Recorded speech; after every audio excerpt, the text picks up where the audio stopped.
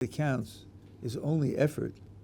What difference does it make if the scale from 0 to 100, they start the scale at 30 and work their way up to 50, or they start the scale at 70, then work their way up to 90? Their effort was 20 points in both cases. So if their effort is 20, and that's what determines the value of their mitzvos, why should I make an effort to put my child on the scale at 70 rather than let him get him on the scale at 20? What's the point of that? And the answer is that although for the person, the child, doing the mitzvahs that he does, it won't make any difference, but HaKadosh Baruch Hu wants it to be service on all levels. And the higher you up you go, the fewer people that there are that can provide service on those levels. So I'm contributing to HaKadosh Baruch Hu's project by pushing my child up to that higher level, to get on the ladder. Making it any better for him, not changing it for him at all, because Baruch Hu wants something else than changing it for him. So the question now is whether there's an independent value, not the mitzvah of learning, but that there should be more high-level Torah understanding in the world. Right. That has nothing to do with the mitzvah of the person. I'm just saying there are a lot of factors here. Well, I guess by mitzvah I just meant maximizing the good that a person had done. I know that's nebulous, but... Okay, so that would cover a lot of ground. Okay. So I've mentioned two factors, and maybe there's more factors I'm not aware of. That's why I can't give you a decision.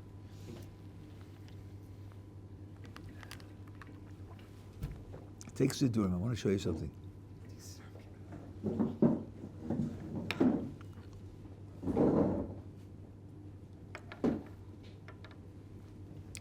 Yeah, thank you very much. You can bring that. The big one. That's good. Okay.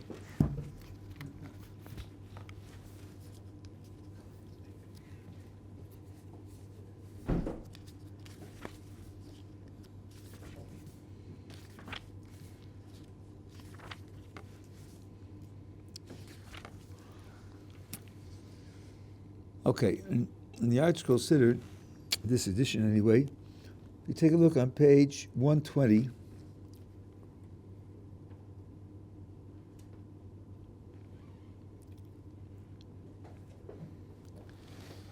These are the famous Avinu Malkeinu prayers.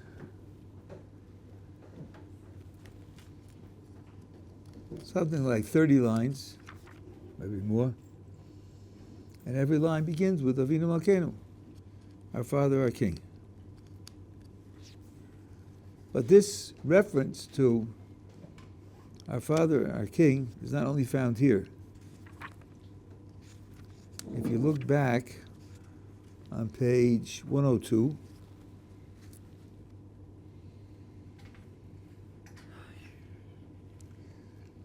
the third paragraph,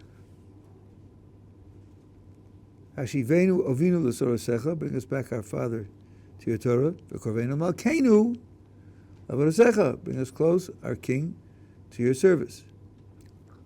And if you look at the fourth paragraph, Saltanu Avinu ki chatanu, forgive us our Father, for we have sinned. Mechalonu Malkeinu ki fashanu, pardon us our King, for we have sinned in another way. So this idea of Avinu Malkeinu is very, very common. I say it in Ma'ariv, although you don't. The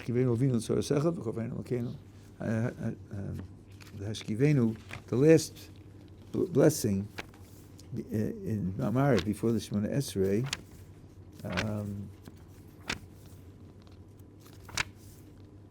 you say Hashem Elokeinu, but we say, here we go.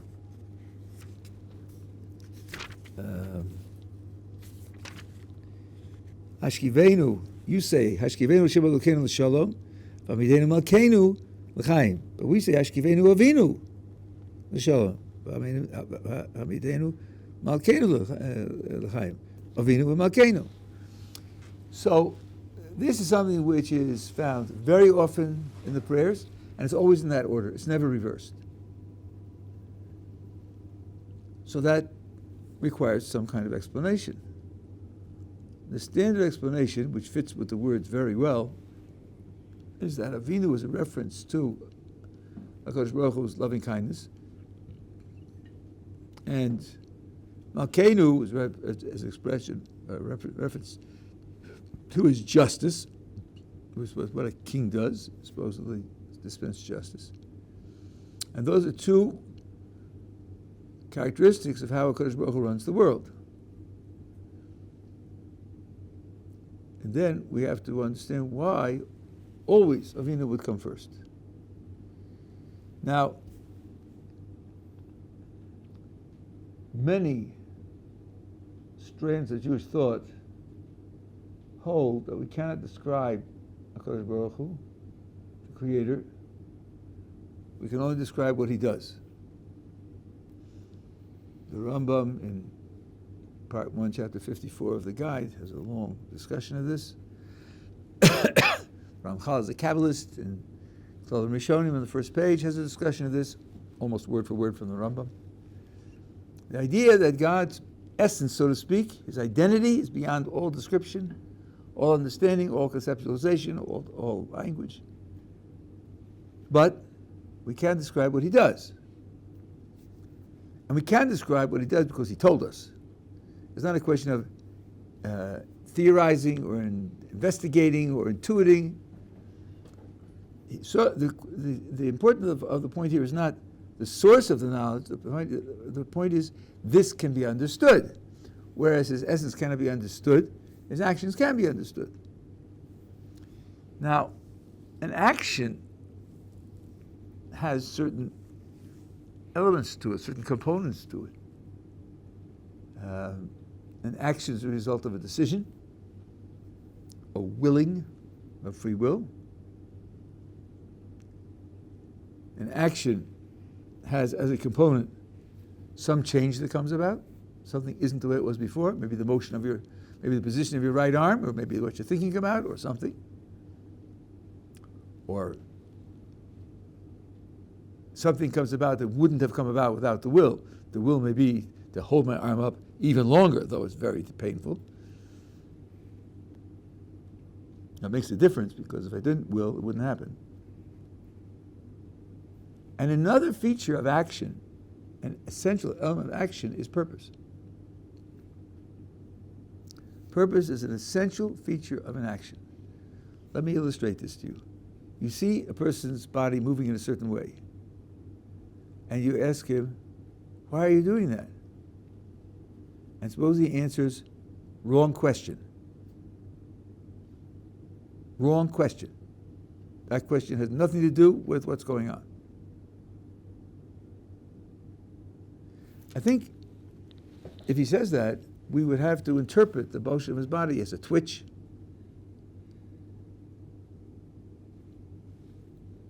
some kind of involuntary contraction of muscles. Because if a person does something, and he does it because he willed it to happen, the question, why did you do that, is always an appropriate question. He himself may not know the answer, but it's always an appropriate question, and there always is an answer. And even if the person says, why am I doing this? Because I decided I wanted to do it. The purpose doesn't have to be something else. I want in 10 years to become a doctor. It doesn't have to be that. Why am I skipping rope? Because I wanted to skip rope. That was my purpose in skipping rope, was to skip rope, that's all. What's the purpose to do something else? That's not the same as saying, wrong question. Purpose doesn't apply. If purpose doesn't apply, then it's something which just happens. It's not an action. Someone stumbles over something and falls down and say, why did you do that? Then he could say, wrong question. Because I didn't do it. It happened to me.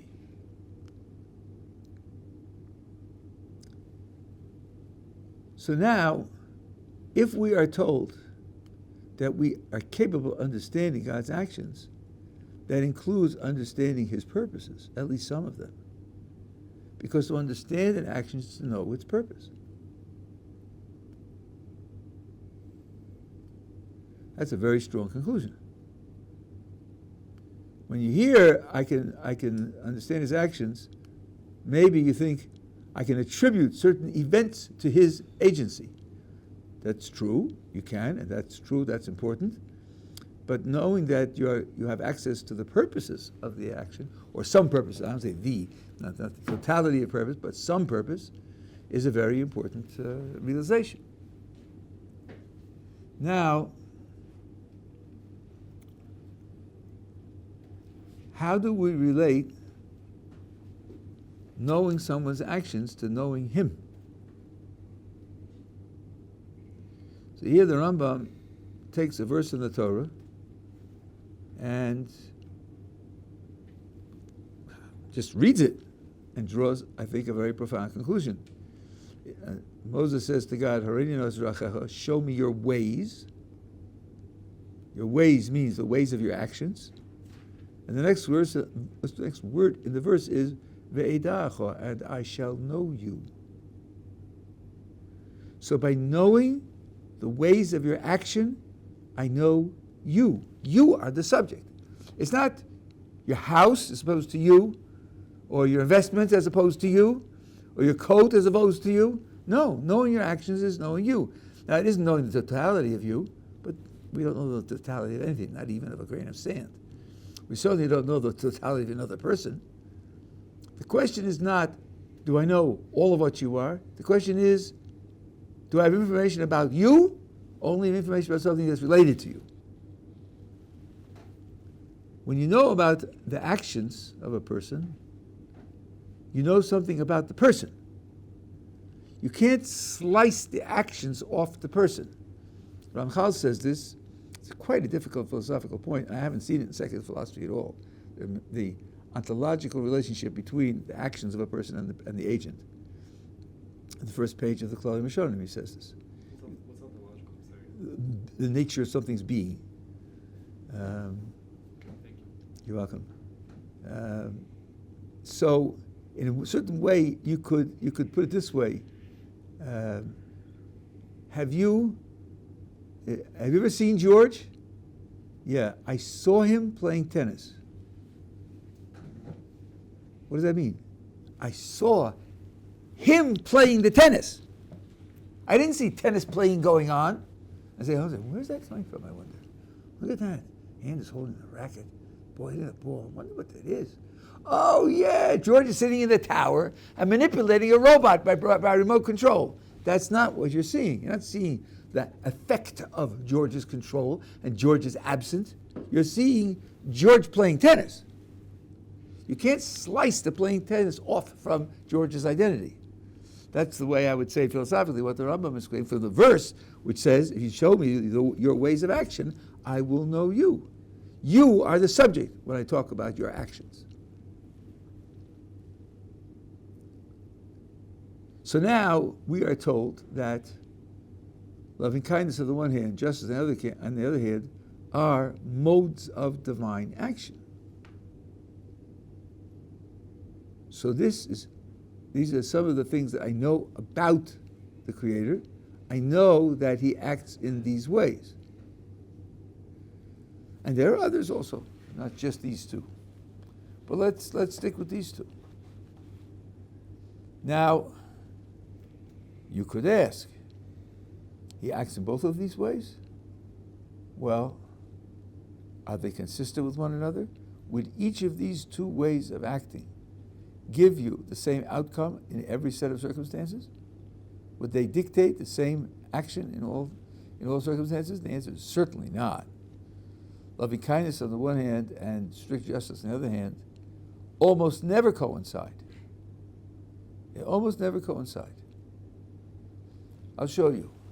Let's see. Suppose I see A handing B $200. Why is he doing that? What kind of interaction is this? What kind of action is it on A's part to give $200 to B? Well, here are a couple of scenarios. B works for A. He's an employee. They have a contract. And according to the contract, A owes B $200. So he's paying him his wages. That would be justice. He earned it. A owes it to B, and he's satisfying the demands of justice, that he pay the salary of his worker. On the other hand, B might be impoverished, and A is giving him charity. That would be an act of loving kindness. Could you imagine A handing B $200 and it constituting both justice and loving kindness? That's a little hard to imagine, because if it's justice, it means he earned it. A owes it to him. A is duty bound to give it to him, and if he doesn't, he's cheating him. None of that is true of charity. A doesn't owe B the charity. B has no claim on the charity. A isn't cheating B if he doesn't give him the charity. So he gives the charity to somebody else. He didn't cheat B. So when A gives B the charity, it is not an action of justice. It's an action of loving kindness. Since justice requires that it be earned and owed, and loving kindness requires that it not be earned and owed, it looks like it's going to be very difficult to find a case in which justice and loving kindness require the same action. And then we'll have to ask, what does it mean that God uses both modes of action? Yeah. Would justice on its own have justified creation, or would it not have even gotten off the ground to begin with? Because it just would have... It's a very good question. There are midrashim that indicate that when God, so to speak, proposed creating the world, certain characteristics said, no, it's not worthwhile, it won't work, it'll be a failure, and so forth and so on. Others said otherwise, so you are right to ask about this question, because it's the same conflict is going to exist there. In fact, the first chapter of Genesis, plus the first 3 verses of the second chapter, the only divine name that's used is Elohim, which is the name which is associated with strict justice. From there on out, you have a double name, Hashem Elohim, where the first one indicates loving kindness, and the second one indicates strict justice. So the Midrash comments as follows. The first chapter, plus the first 3 verses of the second chapter, describes, by the name of God used, describes, so to speak, the first thought of creation, and perhaps the ideal for creation, and that is, it should be run on the basis of strict justice. But the Midrash says, God, so to speak, ran fast forward.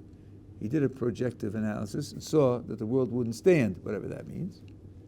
And therefore he added mercy to strict justice, so as to run the world with both. And that's what Hashem Elohim, Yud Kei Vav Kei, that Hashem stands for mercy. And mercy, love, and kindness are in the same ballpark. So you do get the picture that both are in operation, but that doesn't mean they're both in operation simultaneously in the same event. It could be some events are run by loving kindness, and other events are run by strict justice, and the balance between them make it possible for the creation to be a success. Whereas if it had only been strict justice, it would not have been a success. I'm now asking for a picture, a kind of hands-on operation picture. Is it Sundays, Tuesdays, and Thursdays? Loving kindness. Mondays, Wednesdays, and Fridays? Strict justice. Shabbos, take a break for both of them. No, that's probably not right. So, how are you supposed to express it? And the situation gets even harder when you are told that of the patriarchs, Abraham embodied and expressed loving kindness, Isaac embodied and expressed strict justice, and Jacob was an amalgam of the two of them. Wow, an amalgam of the two of them. Well, that raises the same problem over again. If they're really contradictory, how do you make an amalgam out of them? And this is a question that has lots and lots of ramifications. The soul and body, in certain respects, are opposites, and we do make an amalgam out of them. That doesn't mean that it's simple to explain. We just have to face the fact that that's what goes on. I worked on loving kindness and strict justice for a period of time, many years ago, and I did not have an adequate solution. I discussed it with my oldest son. Now, my analogies were from mathematics and physics and chemistry and and these areas of philosophy. And I explained my frustration to my oldest son, and he said, Abba, the problem is you're trying to take a Jewish concept and model it with non-Jewish material. If you understand the concept well, you should anticipate that that's going to fail. It's a Jewish concept. The model has to be a Jewish model. So I said, okay, that's good. I hear that. Seems quite reasonable. What Jewish model should I use? And he said, Ohr and Kli. Oh, okay. Now, what is Ohr and Kli? So I'll explain to you. Ohr means light, and Kli means vessel. And the picture here is that the light is in the vessel, and usually the vessels are opaque, or maybe translucent. So, the idea is that the light, which is the higher element, needs to make an impression on the surroundings, but it's too bright. And because it's so bright, it'll obliterate the surroundings or make the surroundings not functional. Something has to be done to dim the light of dim the brightness of the light. So you put it into the vessel. Let's say it's translucent, and now the light plus the translucent vessel delivers illumination that can be functional and useful. Now, going just that far, the picture then is this. The light is the functional element. The light is the element is going to have an effect on the surroundings and improve them. It's just that it's too strong. So the vessel's job is to slow down the light, to soften the light, so that it won't destroy the environment. If I look at the light and the vessel, they have very different character. The light has something to deliver and has a job to do. Theoretically, the light could do its job all by itself. Okay, it's too strong, and because it's too strong, it's going to have deleterious effects. But the light wants to act, it should have an effect on the environment. It just needs to be downgraded so that it won't destroy. The vessel's job is to house the light. A vessel has no job at all. A vessel by itself is worthless. In our terminology, a vessel without light is dead. The vessel's whole job is to have an effect on the operation of the light. It's sort of like you can't start a sentence with no, because no is an answer to a question. There's no question beforehand. The no doesn't do anything. Right? You can start a sentence with God created the heavens and the earth. You can do that. You can't start with no. The function of the vessel is to say no. The light wants to shine this way? No, not like that. Not like that. Like this, with less. So that's the combination. Now, when you come to loving kindness and strict justice, there are a myriad of applications of this idea. You will be parents of Yeshivat Hashem, and you will have children, and the child will do something wrong. And part of you, as a parent who loves the child, will find it very distasteful to punish the child. It's painful. Especially since you've been created in such a way that a certain type of wailing undoes you, derails you. You can't take it. That's why you've been created, so the child can manipulate you. So, strict justice comes along and says, we can't have the unfiltered application of loving kindness, because we do that, the end is not going to be the best possible end. It's not going to be the best embodiment of kindness to the recipient, because the recipient is going to suffer from it. In the commitment to be kind, what you end up doing is harming the recipient. So strict justice acts as a damper, a restrainer, on the undiluted kindness, it acts in such a way as to reduce it. Thank you very much. It acts in such a way as to reduce its strength,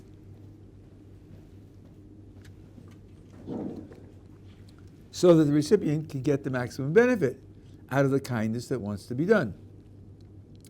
So the function of the vessel here is to reduce the strength of the light that it contains, number one. Number two, there are times in which, although you want to perform kindness, it can be crucial that the recipient not know that it's kindness. Because the recipient knows that it's kindness, it won't have the desired effect. So, for example, this is an experience which many parents have. You're standing with your child on a sidewalk, and the child is bouncing a ball.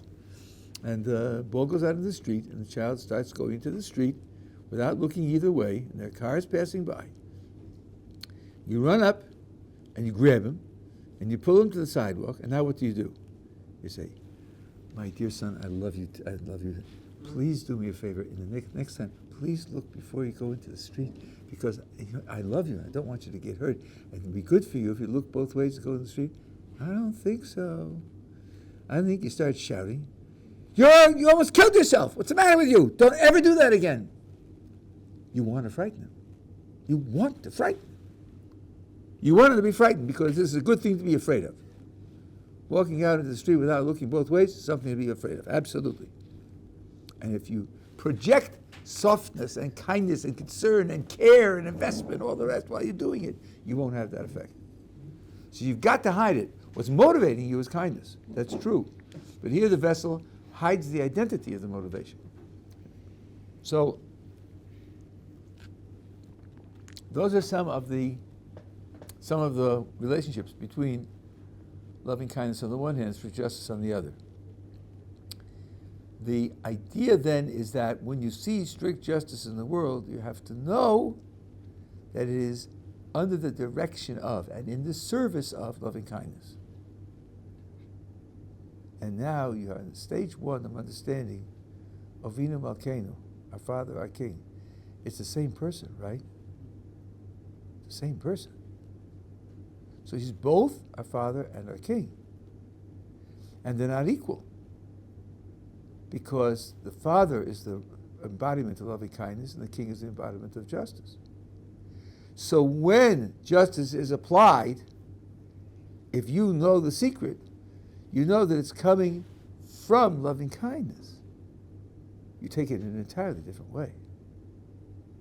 You take it as an investment in you, not otherwise. I started a program of physiotherapy because I had terrible tendonitis, and Baruch Hashem, they solved that problem. And now every weekly I go to an exercise session where they gives me the kinds of exercises that strengthen the muscles, which enable me to be most functional. And he'll tell me 10 of these, right? And he counts up to 9, 8, 9, 10, 2 more. Okay, I'll do 2. And I push myself, and that's what he wants. He wants me to push myself. And I know that because I did sports, so I know what's going on. And he's pushing me just short of my limit. Well, that's what a good trainer does. And I've benefited tremendously from the training that he gives me. So, the beginning description of creation is with the name Elohim, which means that you have strict justice functioning as if it were functioning all alone, all by itself, unguided by loving kindness. That will lead to destruction because it's much too strict. It's much too strict. There is a thought, which you find in some Sforim. That's the way you're supposed to, we have gradations of punishments for various crimes, right? But think of a deliberate rebellion against the Creator. Creator said to do X. What? Wash your hands in the morning. Whatever it is. Person says no. Doesn't that deserve death? You're saying no to the Creator. The Creator who's giving you your life continuously, and he says, I want you to do something, and you say no. So the very fact that we survive the transgression and can address ourselves to tshuva is already a matter of loving kindness. Theoretically, a person who performs a transgression deliberately, he should die straight away. So that's why the strict justice is much too strict, and the purpose of creation will not be fulfilled, even if there are isolated individuals, isolated great individuals, who do live on the level of strict justice, because of there are those who say that, and they earn what they earn in terms of strict justice. Even if there are such people, because Baruch Hu did not create the entire creation just for those people. He didn't create the entire creation so that 99.99999% won't make it, and 0.00001% will make it. That's not why he created it. So without loving kindness behind it, strict justice would cause that kind of destruction. So now, the fact that we say Avinu Malkeinu, and I do think you have to sort of focus your attention. It isn't that Avinu is one person and Malkeinu is another person. The same entity is both Avinu and Malkeinu. And Avinu comes first. So the Malkeinu that's in it is an expression of Avinu. It changes our attitude towards the justice process entirely.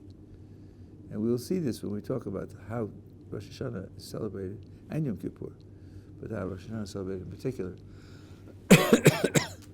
That it's a combination of understanding the gravity of the judgment together with the confidence that the judgment is for our good. It's not vengeance, and it's not even blind justice. And by the way, ancient statuary, which pictures the statue of justice, which is usually female, with blindfold on, it's a very profound message. If you're going to apply just justice, then the individual character of the person may not matter at all. He did what he did, and the consequences are what they are for that kind of injustice. For us, all interaction is based on the uniqueness of our lives and our histories and our futures and our hopes and our fears.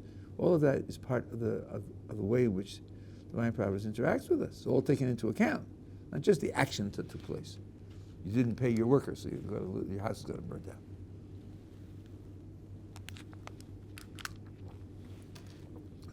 So for mercy and strict justice, the kli and the light seems very nice. A model for real loving kindness and true justice. Would the opponent processing of marriage do that nicely? For like raising kids?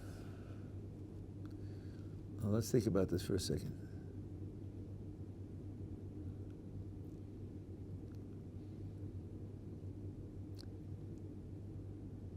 I have a thought, but I didn't really try to apply these categories, although I should have. It's an obvious application. My initial reaction is to say, well, every interaction, ideally, should be an expression of love. But then the question is, what is love? And love can be itself a combination of kindness and justice. We spoke about friendship last week, and maybe it was this week, I forget. And the idea of giving to your friend the bottle of gin that he wants because he wants it and it'll make him feel good, we said was not true friendship.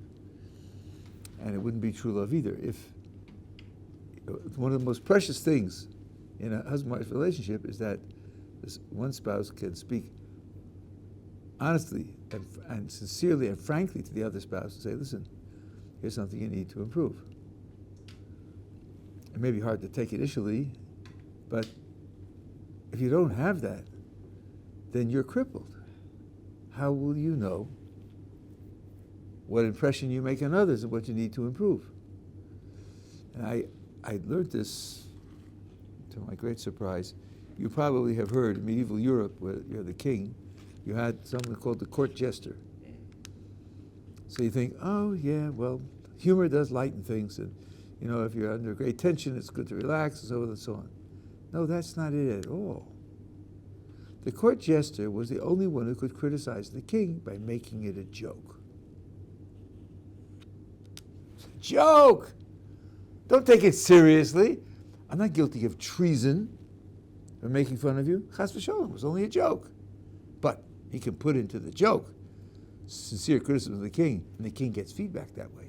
That was his job, to give feedback to the king without breaking the protocols of absolute dominance of the king and the impossibility of insulting him or criticizing him in any way, because it was only a joke. That's very profound. Culturally, that's very profound. So in a husband-wife relationship, which is really love, that contains the element of, I think you're making a mistake here and you need to change it. And that would be the application of justice. Now here, it's not clear that the loving kindness has to be obscured. That's the part of your question which I don't have a quite good grasp on, whether you really have to have the kli, or whether you can have the or full strength. And vis-a-vis God also, whether you have to have the kli and not have the or. I don't know. And the kli also doesn't work because it sounds like in this case both the justice and the kindness are providing, right? Almost in the sense of like when a parent provides for their kid, it doesn't really feel like that's an expression of justice. Fine, they might say, well, the kid will grow up and all this, but it feels like there's bounty there in addition to expectation. Well, I'm not sure about that. I mean, if I go back to the case of the child crossing, running to the street, I'm providing for him by frightening him. Right. I'm giving him a good. So, but he didn't feel it that way. I guess I'm just trying to get away from mercy is strictly a negative, right? Because mercy was it had no positive content, but loving kindness has positive content. Because mercy can only. I don't call it negative and positive. Those are not accurate terms. It has no autonomous content. It's a reactor rather than an actor. You'll deal with that when you talk to a prospective and you deal with the description of the woman being made as an ezer kenegdo, a helper against him. She's made in relation to him. That doesn't make her less. It just makes her a reactor rather than originator.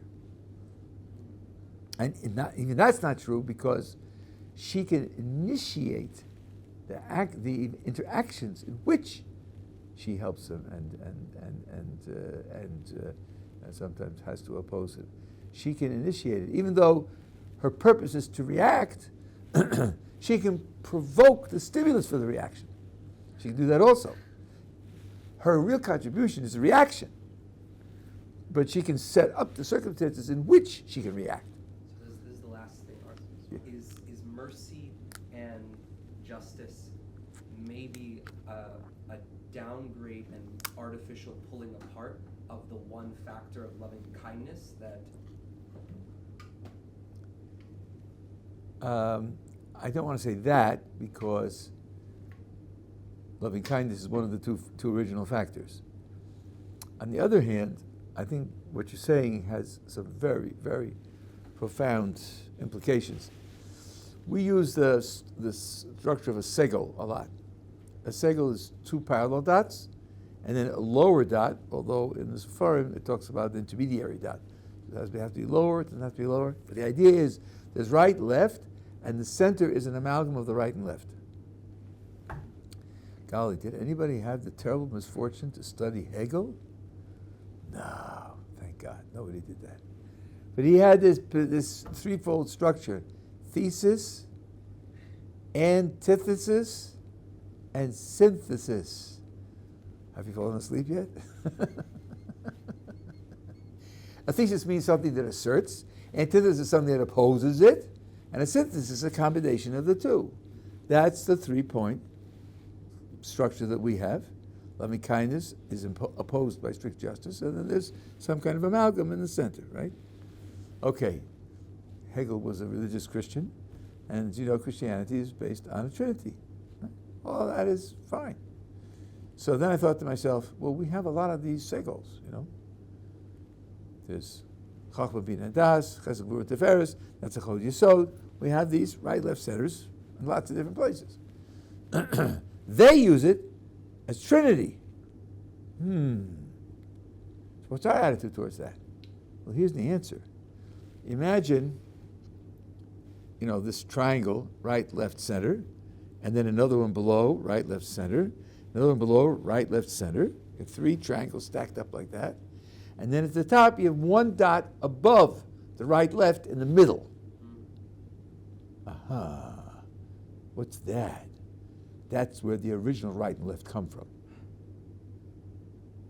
That's what they're missing. They're missing the dot at the middle, at the top, in the middle. That's where they're dealing with 3 all the time.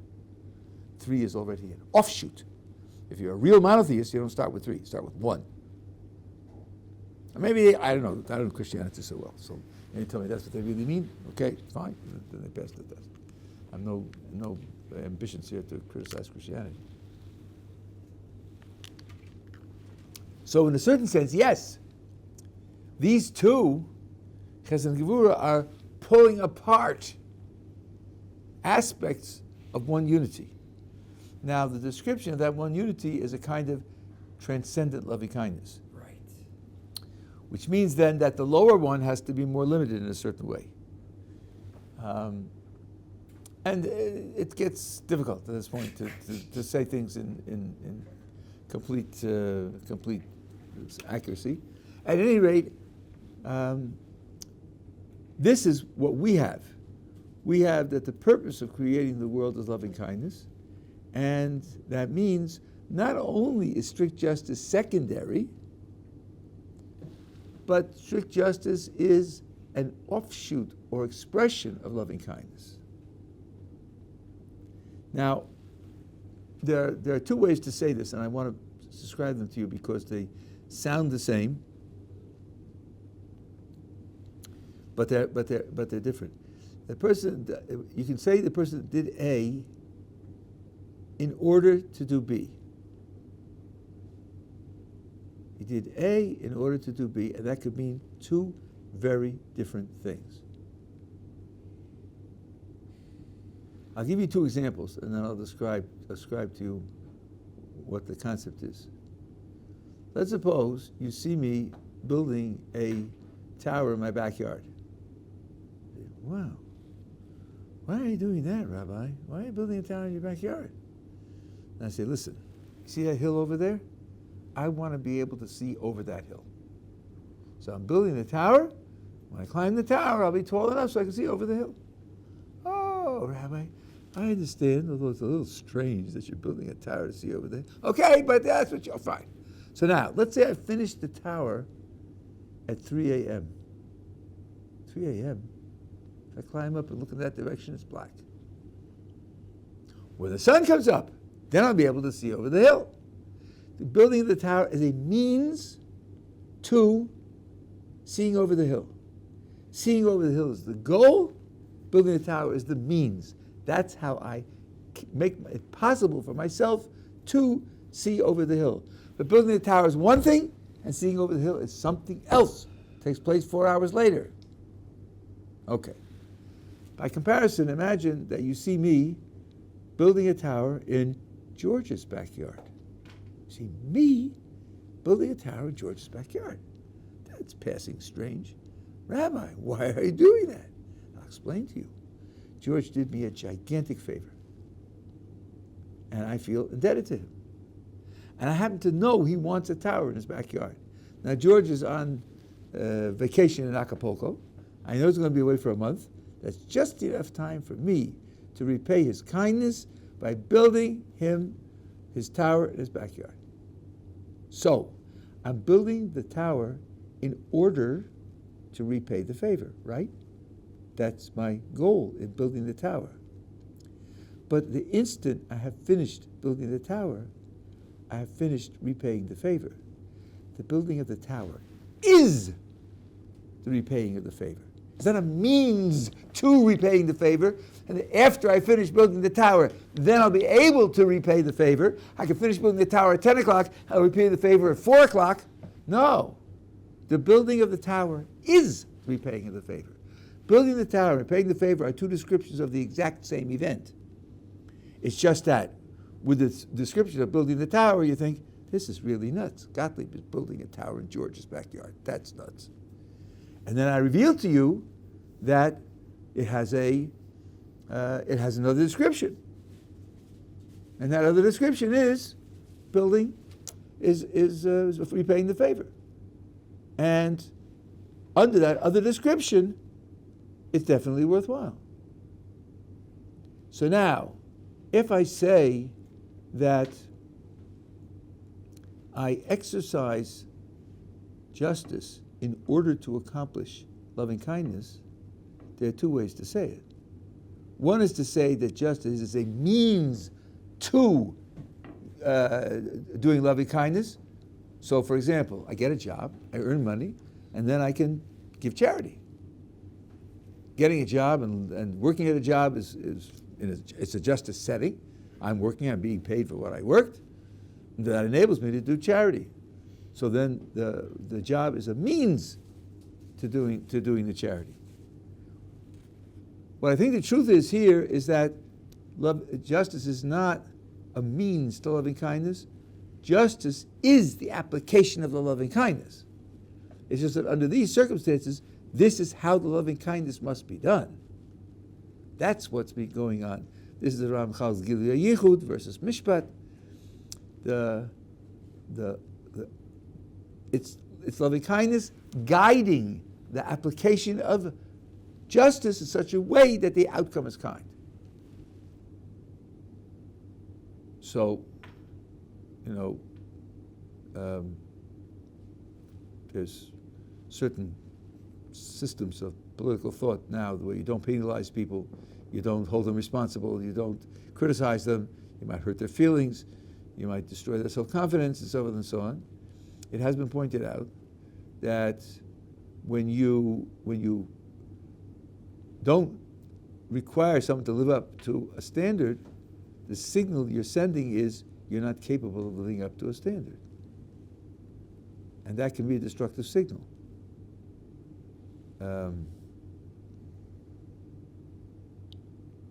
It's called...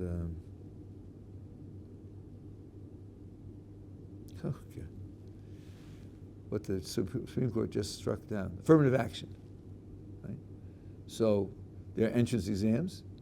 How many points you need to get on the entrance exam to be eligible depends upon your racial and cultural background. So if you tell, I'll say it straight out, if you say, if you're white, you have to get 70% on the exam to get in. And if you're black, you need 60%. What you're saying is, blacks are inferior. That's the message you're sending. Can't expect blacks to do as well as whites. And then some blacks will absorb that message. Hey, I'm not as good as whites. I'm not as capable as whites. I'm not as accomplished as whites. And then that's why they gave me entrance with a lower exam. So I don't have to do such a job. I can't. I'm not capable. And then you ruin the person's self-confidence. You ruin his sense of meeting a challenge. That's not a gift to him. So you say, no, we're going to hold everybody to the same standards. It's just that some people may need extra help to get to those standards. Okay, we'll give them that, but the standards are the standards. We had an educator here at Ohr Somayach. He's retired now. He ran the Derek program, and he used to give exams. And he told me the minimum grade that any student gets on the exam is 80. Every student gets 80 or above. I said, how do you do that? He said, I'll tell you how. The student writes the exam, I mark all the ones that are wrong, I take off for them, and I write in the margin the correct answer. And he takes the exam again. He can take it as many times as he wants. And he only gets the last grade. And the last grade, I don't let him stop until he gets more 80 or better, right? When he takes the last exam and he gets graded 83, does he deserve 83? He gave 83% of the answers. He really did that. I took him 5 tries, so what? So what? In the end, he knew 83% of the answers. That's justice being administered by loving kindness. That's an absolutely beautiful, beautiful thing to do in education. I learned a similar thing when I was a professor. When I had essays that the students had to write in exams, I used to make a list of all the possible essay questions. I said, there'll be 3 questions chosen from these 15. That meant if a student prepared all 15 questions, he knew for sure that he was going to do well on the exam. That's great. You prepared all 15 questions. That's education. He really got the subject. Right? Did I lose? Did he lose something by preparing all 15? And knowing beforehand, there'll be no question, no surprise for him on the exam? No, he came out with better understanding. So that's using a kind of loving kindness to promote a better grade. But here, but the point is, the standard has to be met. A very extreme example of this, when I was in Baltimore, our oldest son was attending Cheder there, Sheres HaPleita, and one of the things they learned was Malicha. Well, Malicha is from the ancient history books, it's called salting. There's a process of salting meat. You can read about it in history, nobody does it anymore. All the meat comes pre-salted. But in those days, this was about 103 years ago, there was such a thing as salting. And they learned to Chef meat, you're going to have to salt it. Yeah, not you. It comes to you. I've seen it done. Okay, fine, very good, right. But you're teaching it to all the kids in Cheder. They might do it if they own a farm. Yeah, right. That's right. They might do it if they own a farm. That's right. Right. But when they took an exam on these laws, the passing grade was 100%. Because he said, if you don't do it right, it's treif, right? Whatever mistake you make, it's treif. You can't eat it. So it's either 100% or nothing. You're not going to get it if you don't have 100%. There was a profound message there. There's some things that you have to master. How you master what means you have to master them, what aids will give you to that, but you have to master them. When you subject a person to those kinds of requirements, you're sending a vote of confidence. Yeah, you can do it. That's very, very valuable. Yeah. So, I like the way it's said that this situation, which looks like strict justice, is really is just what loving kindness looks like in this situation. That's very right. nice. That's right.